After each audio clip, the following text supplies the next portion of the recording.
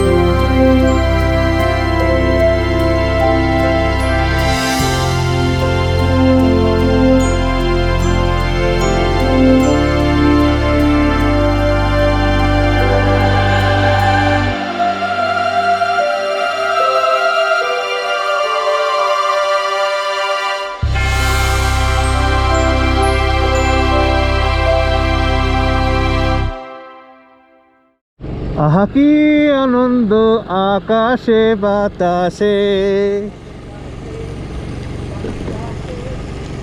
লা লা লা লা লা লা লা লা লা লা লা।